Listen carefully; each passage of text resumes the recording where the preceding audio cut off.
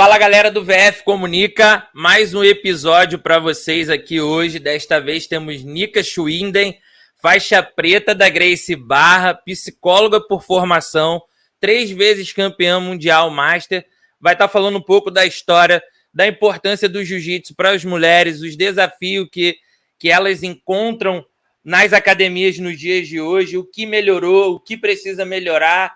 Vamos falar também sobre business e um monte de coisas legais para você que acompanha o canal VF Comunica aqui no YouTube.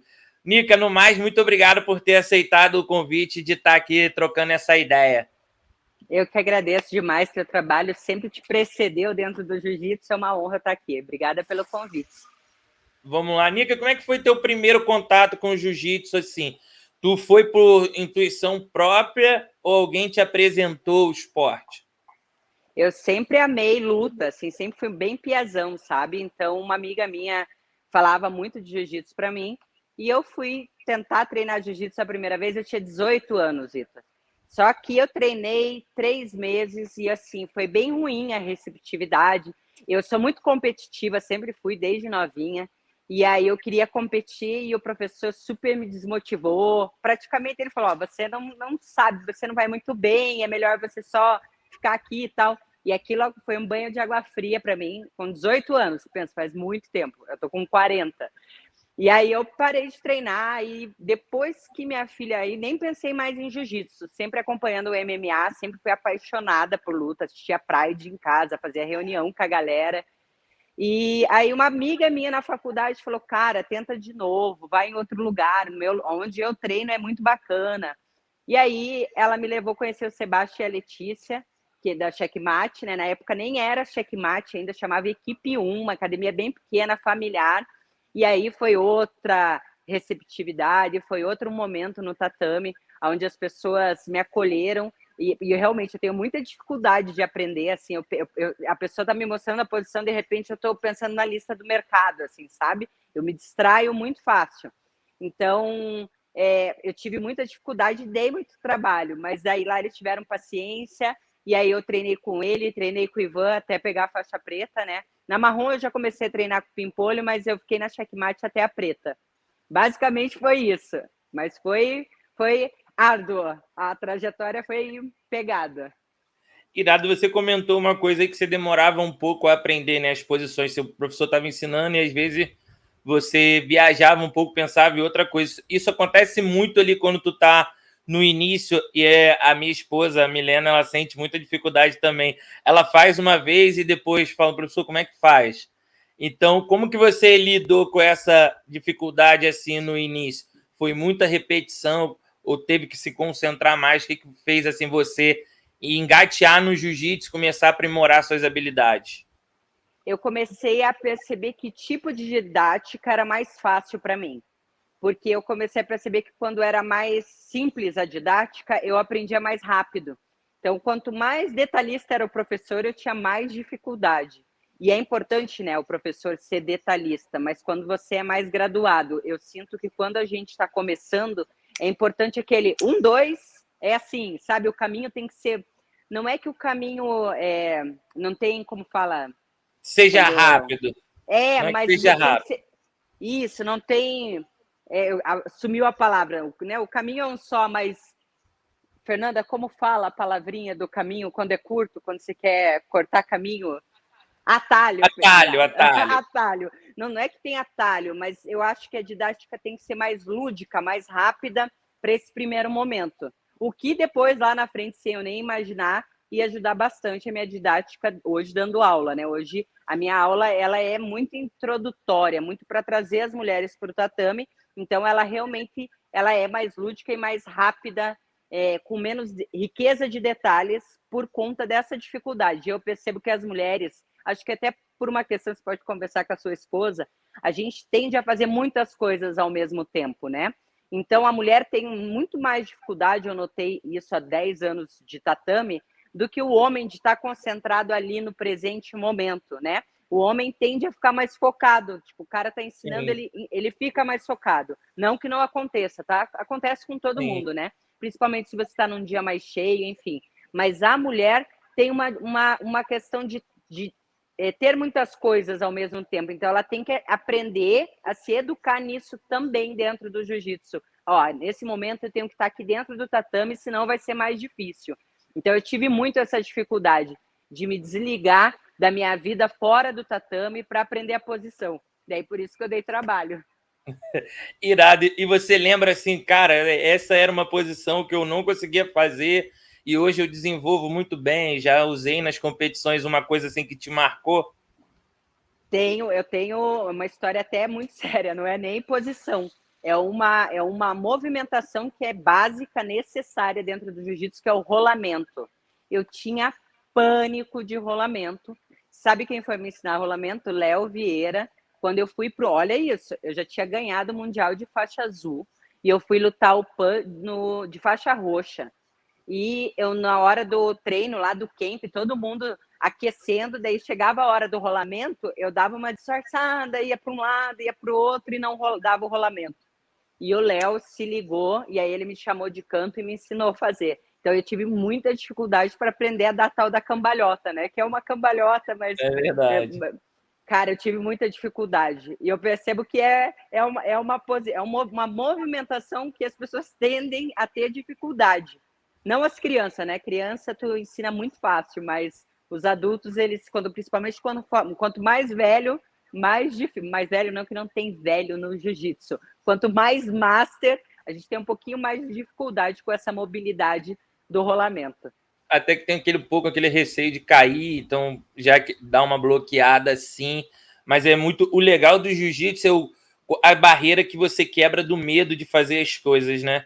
Então, um rolamento, uma posição que você fala assim, pô, nunca vou fazer isso. Depois você faz, você fala assim, cara, como eu me bloqueava, né? Pensava que não poderia fazer e faz. Essa jornada, assim, do faixa branca ali, a azul, é muito maneira, que é a barreira que você vai quebrando do medo, né? Você entra numa academia, aí você vê um cara fazendo guarda, raspando o outro, finalizando, fala, nunca vou conseguir fazer isso, mas leva um tempo até ele ficar bom de jiu-jitsu. Como que foi essa tua evolução no jiu-jitsu? Que você falou assim, cara, tô ficando boa de jiu-jitsu. Por conta, assim, de um título que você ganhou ou da sua evolução no treino, nem no treino mesmo, que foi fazendo por você assim, cara, vou continuar essa jornada, tô melhorando. Eu acho que, olha que loucura, né? Campeonato nunca me trouxe essa sensação, tá? Eu sempre percebi e sempre achei que o campeonato ele era muito mais meu emocional em dia quando eu ganhava e quando eu perdia muito mais o meu emocional ou meu físico, não o jiu-jitsu. Que loucura, né?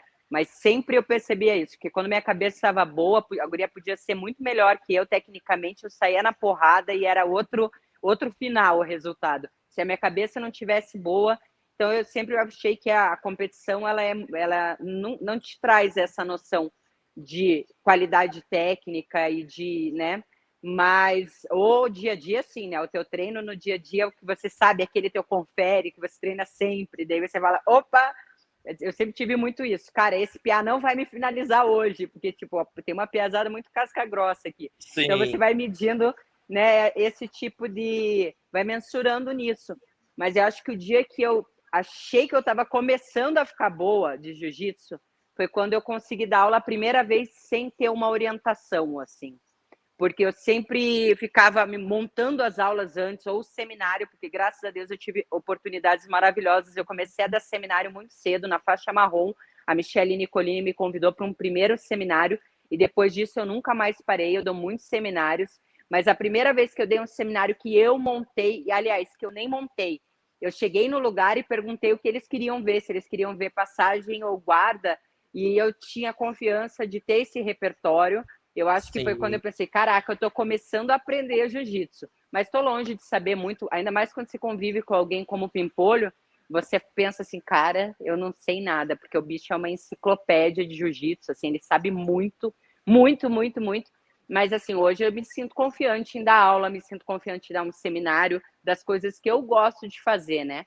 Porque ele acho que uma das grandes paixões, um dos motivos de ser uma grande paixão para mim é isso. Ele é tão infinito, né, que você sabe, a gente sabe um tantinho assim de jiu-jitsu só, né? É verdade. Toda vez que eu fui no seminário do Draculino esses dias, aí ele ensinou uma posição que ele falou que via o Hélio fazendo, E eu falei, cara, olha isso, de defesa pessoal. E eu nunca tinha visto, e eu dou seminário de defesa pessoal. Então, ele é tão amplo, então a gente está aprendendo o tempo todo, né? A gente não sabe nada, na real é essa. A gente tem que estar estudando sempre. Eu adoro ir em seminário, porque a gente tem que estar sempre ampliando essa mente aí para o jiu-jitsu. É verdade, eu também converso com muitos faixas pretas, voltei a treinar porque eu quero ser faixa preta um dia também, e a galera fala que quando você chega na preta, que é aí que você começa a entender novamente jiu-jitsu. Você pensa assim, o cara é faixa preta, sabe tudo. Não, e o jiu-jitsu vai evoluindo, e se você não estudar, você vai ficar para trás. Então é uma eterna escola o jiu-jitsu, isso é muito bom, né? Muito, muito. Ele te faz mais humilde, né? Te bota mais na real. Eu acho que é um dos poucos esportes que traz isso, porque você nunca vai ser o melhor, ou se for, né? Algumas pessoas foram por um tempo, nunca vai ser por muito tempo, porque ele está em constante movimento, tanto a evolução do jiu-jitsu quanto a chegada de novas pessoas capazes e competentes, né? O que a gente estava falando agora há pouquinho sobre o quanto a gente ainda tem um espaço imenso para invadir aí com o jiu-jitsu, né? O crescimento do jiu-jitsu só tende a aumentar a cada ano que passa. A gente vê isso no feminino, né? Agora muito forte, e eu acho que isso só vai aumentar. Verdade. E, Nica, a gente também fala muito, né? O Hélio falava, a Gracie Barra tem um logo que é o Jiu-Jitsu para todos, né? E o Jiu-Jitsu é muito uma ferramenta de desenvolvimento pessoal muito grande, né, cara? Galera que entra com medo, fica mais corajoso. A gente fala corajoso, a galera pensa assim, tá pronto para sair na mão. Não é, para a vida. Você se sente mais confiante de fazer qualquer coisa. Qual foi, assim, uma coisa que o Jiu-Jitsu agregou para sua vida pessoal que você carrega fora do tatame, assim, para sempre? Você falou assim, cara, graças a Deus eu aprendi isso com o jiu-jitsu.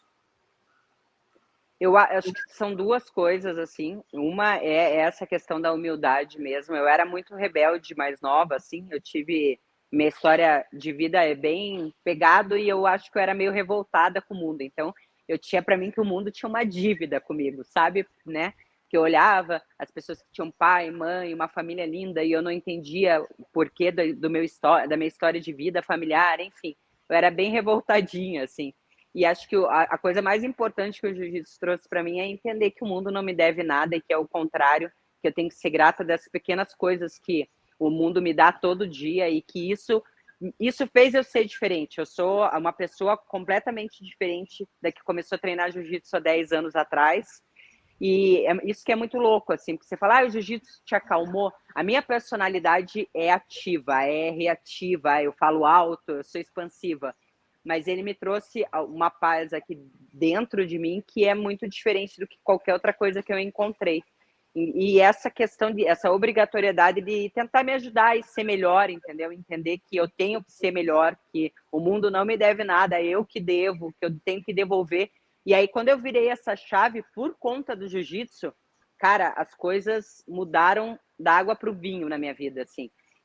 Não que não aconteça coisa ruim, né? A galera, então não acontece todo dia, né? Mas você muda a perspectiva de ver as coisas, né? Você continua encontrando desafios, lidar com pessoas é extremamente difícil. Você começa a entender o comportamento de outras pessoas antes, você começa a entender os comportamentos das pessoas agora. Eu acho que a gente vai ficando um pouco especialista de lidar com o humano, assim. Não que a gente não sofra ou fique feliz por isso, né? Mas eu acho que ele trouxe isso, ele me trouxe uma visão de mundo diferente. É muito louco, né? Quando você começa a pegar do tatame, poxa, você está falando que eu pegar e fazer, né? Quem não conhece, hoje eu escutei uma senhora falando aqui, eu tinha um preconceito esse negócio de agarração. Então você Sim. pegar e falar que um esporte de agarração te trouxe toda essa profundidade fora do tatame, mas é que ele te ensina mesmo, porque quando você acha que está ficando bom, você apanha, porque quando você acha que uma pessoa não gosta de você, ela te olha e te chama para treinar. Quando você acha que existe uma diferença de mundo financeira, de cor de pele, você vê que dentro do tatame isso morre, porque tá todo mundo, você não sabe quem é quem dentro do tatame, então ele te ensina muitas coisas, né? E ensinou para mim, tá ensinando, né? Eu sou um bebê dentro do jiu-jitsu ainda, e eu acho que eu tenho muito ainda a aprender em relação a fora do tatame. Dar aula só faz eu me cobrar a evoluir quanto a isso, assim, né? A gente é muito falho, mas que ele vem me ajudando muito, e eu falo que é a maior ferramenta de transformação social que eu conheço, eu não canso de afirmar. É verdade. E agora eu quero entrar num assunto, cara, que é um pouco assim, falado ainda na comunidade, que é jiu-jitsu feminino. Eu queria que, antes de a gente entrar nas outras pautas que a gente conversou antes, qual foi a principal mudança na sua visão, assim, que quando você começou no jiu-jitsu para o tempo que a gente está agora, 2022, mudou bastante para melhor para o jiu-jitsu feminino? Eu acho que o posicionamento de grandes líderes referente à importância do jiu-jitsu feminino e posicionamentos verdadeiros, né? Porque ainda existe uma aceitação muito mascarada. Então, o que é isso, Nica, que você está falando? Tem muita faixa preta que sorri, mas que nas nossas costas, a hora que senta no tatame ali do ladinho, está questionando ou criticando o trabalho do jiu-jitsu feminino.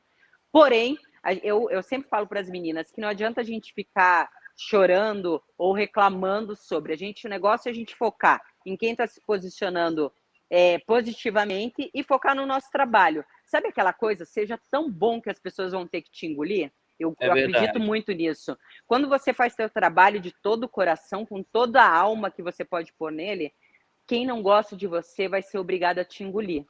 Porque teu trabalho vai te preceder. Então, assim, eu acho que é trabalhando que a gente vai mudar esse cenário. E não batendo de frente, querendo guerrilhar em Instagram, querendo... Eu acho que existem outros meios da gente adquirir e conquistar esse espaço que, por direito, é nosso, né? Mas uma das grandes mudanças, talvez a mais importante, seja isso. O posicionamento de homens importantes dentro do jiu-jitsu, falando, não, meu irmão, o jiu-jitsu é para todos mesmo, principalmente para mulheres, por que não? E a gente vê aí grandes referências lutando por nós mulheres, né? E essa luta não é só da mulher. A luta pela equidade dentro do tatame tem que ser de todo praticante de jiu-jitsu.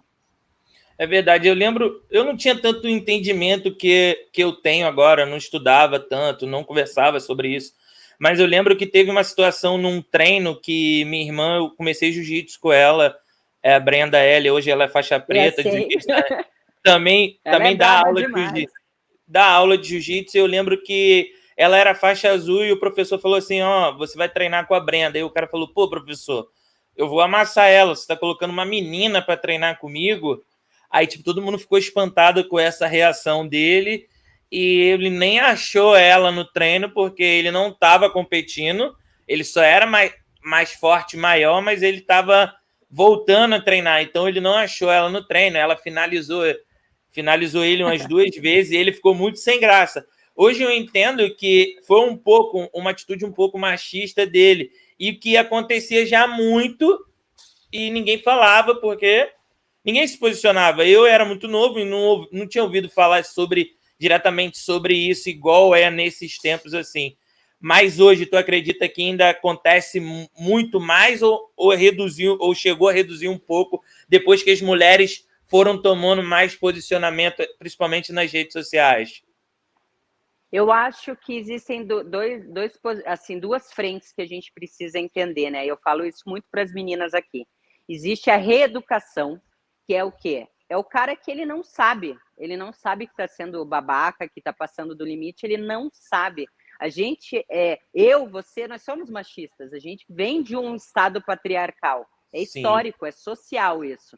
Então existe esse cara que, se você reeducar ele dentro do tatame, ele vai parar com esse tipo de situação, vai extinguir esse tipo de comportamento dentro do seu tatame, dentro do habitat do jiu-jitsu ali.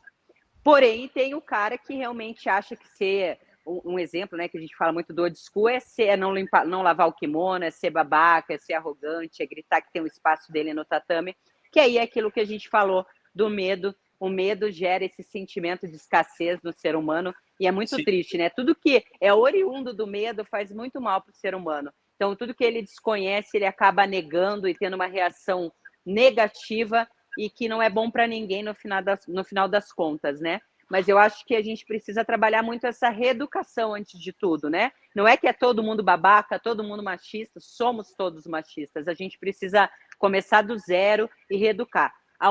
Então, aonde está a mudança, eu acho? Na mão dos professores, na mão de todo faixa preta que dá aula.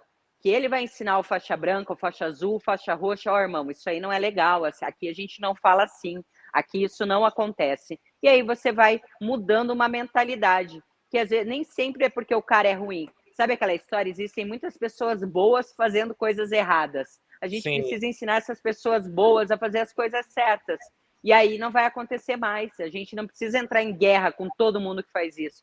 Eu acho que precisa acontecer uma reeducação urgente. Ela precisa acontecer agora e urgente está na mão das faixas pretas. O problema maior é esse tipo de mentalidade na cabeça de um professor faixa preta. Aí a gente tá, aí mora o perigo, né? Que é o cara que vai verdade. sujar o nome do jiu-jitsu. Então, todo um trabalho sendo feito em prol do crescimento do jiu-jitsu acaba sendo danificado, manchado por conta desse tipo de comportamento. Teve alguma situação assim hoje? Você é uma faixa preta de jiu-jitsu, tem seu business, gere sua academia, viaja, dá seminário. Teve alguma situação assim que você enfrentou um machismo e soube lidar com isso, né? Até porque você ficou muito mais maduro com o tempo, faixa preta. Gente, você já sabe lidar com esse tipo de pessoa. Teve alguma ocasião que aconteceu isso que você possa contar pra gente? E como você Na lidou com faixa isso também? roxa só. Na faixa Na faixa roxa? roxa teve sim. Quando eu comecei a ser instrutora, o pessoal ficava na beira do tatame, assim, pós-treino, que era após uma aula, e eles ficavam sentados e, tipo, cochichando, porque daí a história era que a gente treinava só para bater foto, coisas assim. Aí a resposta foi que num primeiro campeonato a gente foi um brasileiro, a gente foi com 5 meninas, 4 voltaram com ouro. Aí a gente sambou na internet, né? Tipo, a gente só bate foto mesmo, todas as meninas lutaram, ganharam, uma foi vice e foi 4 ouros. Então, assim, que como eu te falei, desde sempre eu entendi, eu sou muito, eu sou brava, né? Eu sou, tipo, se a pessoa falar comigo diretamente, ela vai ter uma resposta. Eu não fico, não sou muito política. O meu trato social ele é limitado. Então, acho que por conta disso, da minha postura, eu nunca tive nada muito cara a cara. Sempre foi muito Sim. mascarado, muito na preta, com certeza mascarado, né? É aquela coisa do vão ter que me engolir, não tô nem aí. Eu sigo trabalhando. Se a gente parar para tirar pedra, né, em todo cachorro que latir para a gente não anda. Então, assim, eu prefiro ignorar. Mas é óbvio que mas se eu vejo aconteceu, se acontecer comigo, vai ter resposta. Vai ser. Esse filtro aí ainda não é muito trabalhado em mim. É verdade.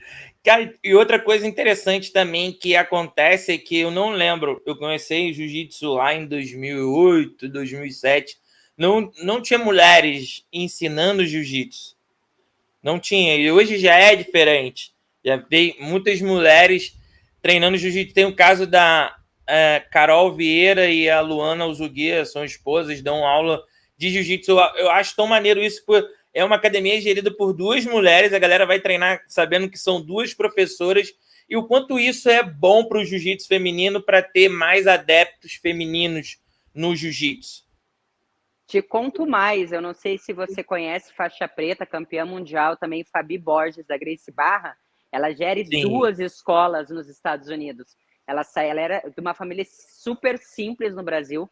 Ela foi de Malecu e ela abriu já a segunda escola, super bem sucedida, e assim, uma única mulher, tocando 2 escolas de jiu-jitsu irado. fora. Hoje em dia o mercado para a mulher dentro do jiu-jitsu ele tá muito próspero, né? Está com certeza crescendo muito. Aqui em Curitiba temos muitas mulheres já dando aula. Aqui dentro da nossa escola a gente tem algumas instrutoras. A Érica dá aula na GB Ecoville, que é faixa preta também. Então, assim, é uma coisa que está ficando muito natural ter mulheres professoras, né? Priscila Prandini, professora há anos aí no interior de São Paulo. Posso falar algumas. Marcinha, que é professora da turma da academia do. Oh, meu Deus. Gente, lutador do. Eu tô com a memória, tô ficando velha, gente. Lutador do UFC, Demian Maia, pelo amor de Deus. Massinha, faixa preta, dá aula pro Demian Maia há anos. Então, assim, existem muitas mulheres à frente de turmas mistas, só femininas, no mundo inteiro já. Então, é uma Letícia coisa que está Ribeiro. crescendo muito e é muito bacana. A Letícia Ribeiro não precisa nem falar, né? Ela é minha maior referência como professora mulher, até por conta, se tu pegar um histórico de mulheres formadoras de mulheres. Na faixa preta, Sim, acredito que a Letícia Ribeiro eu já acredito não, eu já conversei com ela, ela formou acho que 23 ou 24 mulheres faixas pretas. Então, assim, ela é a maior referência como professora de mulheres, né, formadora de mulheres faixas pretas dentro do jiu-jitsu para mim.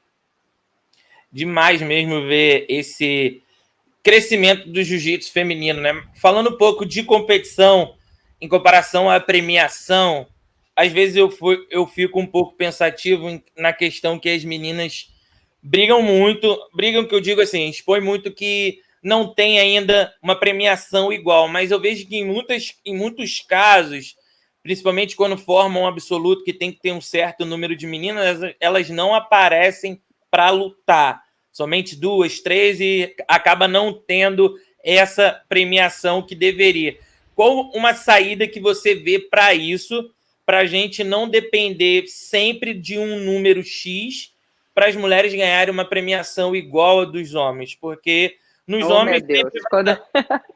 sempre vai ter muita gente vai ter lá no lutar. Talvez o feminino ainda precise de mais mulheres entrando nos campeonatos. O que você, assim, rapidamente possa pensar sobre isso? Talvez pagar as mulheres na categoria seria legal já também, né? Eu acho que esse seria uma saída direto na categoria, né? Que tem um número maior. Mas se a gente parar para ver, Vitor, é isso. É aquilo que eu falei no começo em relação às aulas. A mulher tem que estar trabalhando. A gente vai conseguir galgar esse espaço dentro do jiu-jitsu estando presente. Não tem outro jeito. Né? Eu não tenho um número exato de cabeça, mas eu fiz um post, porque eu até me informei com a IBJJ, mas se eu não me engano, são 15% do número de filiados da IBJJ são mulheres. A gente está falando 15%. Eu acho que eu não sei se eu estou equivocada no número, se não é menor, tá? Então, assim, para a gente angariar e para a gente entrar nessa briga forte, a gente precisa estar em número, não tem jeito. Cara, no Brasil tem acho que 5 ou 6 mulheres para cada homem. A gente tem que botar a mulher no jiu-jitsu. Como que a gente coloca a mulher no jiu-jitsu? Sendo mais receptivo no tatame, tendo um ambiente mais aberto e propício para mulheres começarem a treinar jiu-jitsu. É só com o crescimento do jiu-jitsu, da prática, que o esportivo vai crescer e as mulheres vão começar a ganhar por igual, né? Posso te dar o exemplo do GP que teve uma polêmica muito grande com a IBJJF sobre o GP, que teve 2 categorias e não teve feminino. Cara, me explicaram rapidamente e eu vou ser advogada do diabo agora, mas eu entendi. Para fazer um GP masculino, eles tiveram não sei quantas baixas e eles precisam daí achar atleta, botar atleta que estava lá, estava com a pandemia, enfim. Aí falaram para mim, como eu monto um GP peso tal feminino se eu tenho só tantas faixas pretas aqui? Tipo, na hora que o cara falou isso, tu entendeu? Então, assim, sendo advogada do diabo, tá mais na nossa mão do que na mão de outras pessoas. A gente tem que trabalhar para o desenvolvimento do jiu-jitsu feminino. É assim que a gente vai sanar essa brecha aí de ter poucos inscritos em competição, né? É verdade. Você também vem puxando muito essa fila, coisas que você é atleta de jiu-jitsu, professora e apresentadora, né? Porque a gente não via tantas mulheres apresentando eventos de jiu-jitsu. E você fez no BJJ Big Deal, né? BJJ Big Deal. Como é que foi essa? Eu fui comentarista e no Big Deal e no Fenajitsu eu fui apresentadora. Como é que foi essa experiência para você, assim, sendo mulher, apresentar um evento predominante de atletas masculinos, né? Foi uma experiência super legal ter uma figura feminina lá. Eu estava lá com a minha esposa trabalhando, falei, pô, precisa movimentar. O jiu-jitsu também depende do jiu-jitsu para fazer o jiu-jitsu feminino crescer, né? Quem investe, quem produz evento, precisa dar espaço para ter uma mulher lá falando de jiu-jitsu também, porque outras mulheres vão se sentir confiantes de entrarem no jiu-jitsu. Representatividade é tudo, né, Vitor? Tipo, pode ter certeza que no treino onde tua esposa tá, uma mulher vai lá com o marido, vê a aula, olha ela e pensa, nossa, por que não para mim? Eu acho que a representatividade é muito importante. Foi uma experiência maravilhosa. A primeira experiência foi de comentarista com o BJJ Bet, o William, muito louco, apostou em mim e deu certo. Parecia pré-competição, eu fiquei muito nervosa. Para apresentar, pior ainda, é mais nervosa ainda, porque zero experiência, né? No segundo evento, a gente já estava um pouquinho mais ambientado, né? E assim, eles me trouxeram muita liberdade, muita, tipo, ó, tá tudo bem, a gente sabe que não é só profissão isso, então seja você mesmo, que é isso que a gente quer. Então, eu acho que isso me facilitou muito, assim. E falar sobre o que eu amo é muito fácil, né? Você deixa, eu fico falando aqui 3 horas. Então, eu acho que isso ajudou e eu acho importante. Eu acho legal os eventos de jiu-jitsu, trabalhar com o pessoal que vive de jiu-jitsu. Porque a gente tem muito pouco, se a gente for pensar, a gente tem muito poucas oportunidades de renda ainda dentro do nosso esporte. Sim. Então, quando você pega todos os profissionais do esporte, coloca dentro de um evento, você está ajudando de várias maneiras a comunidade do jiu-jitsu em si. E vem coisa boa sobre o jiu-jitsu feminino por aí em competição, só posso falar isso. Fica ligado que tem muita coisa boa. Eu queria também que você comentasse essa tua experiência de business, né? Como é que tá a Gracie Barra Curitiba hoje? Quais são os planos que você tem, principalmente voltado para o público feminino? Já tem uma aula exclusiva só de mulheres na tua escola também? Comenta um pouco sobre isso, que é legal também, tipo, ter uma aula só com mulheres. Era difícil imaginar isso há um tempo atrás. Muito, muito. Quando eu comecei a turma feminina em 2015, era a única turma feminina aqui no estado do Paraná e foi assim, o pessoal falou, nossa, Nica, é difícil fazer virar. Eu falo, cara, eu dei 2 anos aula para 5 mulheres. A questão é persistência. Né? Tinha dia que chovia, Curitiba chove muito, chovia ia 2, ia uma. Quando vai uma, você chora, né? O professor chora, que você fala, oh, Jesus. Mas virou. Eu tive alunas muito fiéis que estão comigo desde 2015 até hoje. Então, vale muito a pena. Mas eu sempre deixo muito claro, Vitor, que a importância do GBF é ter um horário para ser uma porta de entrada para a mulher dentro da tua escola, dentro da tua academia. E não o objetivo principal. O meu objetivo principal é que todas as mulheres que entrem no GBF se sintam confortáveis para fazer as outras aulas. Por isso, a gente só tem GBF 2 vezes na semana. Então, tem Irado. um horário terça, um horário quinta, porque é para ela se ambientar, entender que o jiu-jitsu é para todos, é para ela, não tem nada a ver com agarração, que é um esporte seguro, que ela pode se sentir ambientada e que vai fazer muito bem para a vida dela. Então, a ideia do GBF, uma turma exclusiva, é só para isso. É só para trazer confiança para essa mulher chegar no nosso esporte. Isso é muito maneiro. E qual foi o feedback assim que você teve das mulheres que começaram a treinar? O que o jiu-jitsu já transformou na vida dessa galera aí que entrou para treinar com você? Cara, eu acho que é o feedback das pessoas que começam a treinar jiu-jitsu e as histórias que a gente vê dentro do tatame é o que faz a gente continuar trabalhando com o jiu-jitsu, principalmente no Brasil. Então, assim, eu sei de situações de tirar da beira do suicídio, de ajudar na recuperação numa depressão, de salvar um casamento, de reparar uma relação mãe-filho. Enfim, são infinitas as histórias aqui. Eu acho que todo mundo foi um pouquinho salvo pelo jiu-jitsu depois que se doa verdadeiramente para o jiu-jitsu. É impressionante o quanto a gente escuta, e não é clichê, a gente escuta das pessoas, você não sabe o quanto isso aqui está mudando minha vida, está salvando minha vida, e é fato. E a gente acredita, né? Porque você fez isso na nossa vida, e que bom que a gente está conseguindo replicar na vida das pessoas. A gente não, né? Elas, porque a demanda é toda da pessoa, né? Ela tem que acordar, ter a disciplina de vir, entender que vai apanhar mais do que vai bater, às vezes só vai apanhar, e que é difícil aprender. Jiu-jitsu não é fácil, tem que parar de romantizar, achar que vai aprender jiu-jitsu em um ano, não vai. É difícil pra caramba mesmo, é um esporte para a vida toda, então você tem que ter muita paciência, não se comparar com o teu parceiro de treino, com os teus amigos e criar um objetivo e um foco para você, né? Viver jiu-jitsu, eu falo. Não é só uma coisa que você está fazendo para pegar uma faixa ou para... Não, é uma parte da relação de você com o mundo, viver jiu-jitsu, escolher estar no tatame todo dia, 2 vezes por semana que seja, né? Hora que te faz bem. Eu tenho minha última pergunta para você, para a gente encerrar essa resenha que foi muito esclarecedora para o jiu-jitsu feminino. Eu quero ajudar muito também a comunidade do jiu-jitsu e principalmente jiu-jitsu feminino também nesse questão de crescimento, mais visibilidade. Qual foi a maior lição que você aprendeu com a competição de jiu-jitsu? A competição te ensinou? O que a competição mais te ensinou assim que você leva para a vida? Cara, que o mundo não é só uma medalha. É muito louco isso, né? É verdade. Que é raso, eu acho. Que foi raso, assim, porque se você perceber, eu era na faixa roxa, eu pirei muito em competir, muito, tanto que assim, Eu fiquei primeira do ranking da IBJJ na marrom e na roxa, de tanto que eu lutei na roxa. Então eu fiz tanto ponto que eu fiquei 6 meses primeira do ranking nas duas. Mas depois era mais do mesmo, assim.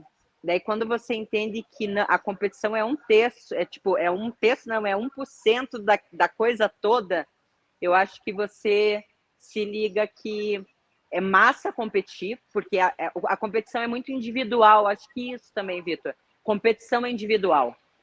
Ninguém compete, eu vou competir por fulano, eu compito pela minha filha. Não, neném. Você compete porque você quer ir lá e ganhar uma medalha. Então, e daí quando você percebe que é só aquilo, você começa, opa, eu tenho que pegar o que eu ganhei e tentar converter numa coisa boa para os demais, que é o que a gente tenta fazer aqui hoje.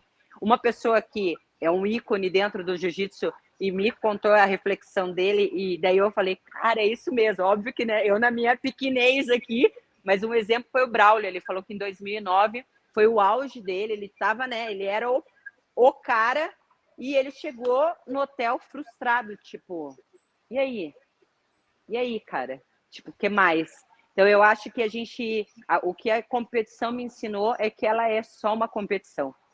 Que o dia a dia, a vivência do todo dia dentro do tatame é muito mais importante, que o que você aprende no treino, com seus parceiros de treino, vai agregar muito mais na tua vida. É muito maneiro competir, porque é uma luta com você, de você mesmo. Eu choro até hoje, tem dia que eu vou competir, eu choro, passo mal, não sei porque eu me inscrevi. Então é uma luta de crescimento interno muito maneira, mas é só uma medalha.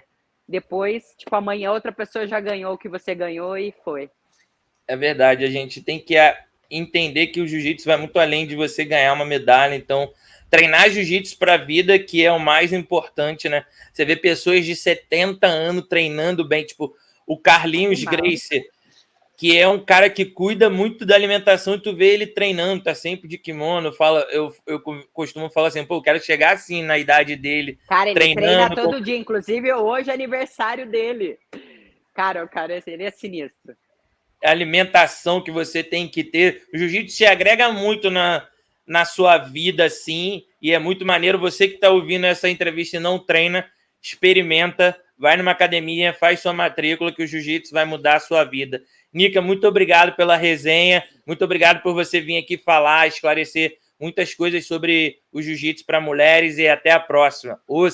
Até a próxima, obrigada. Beijão, galera.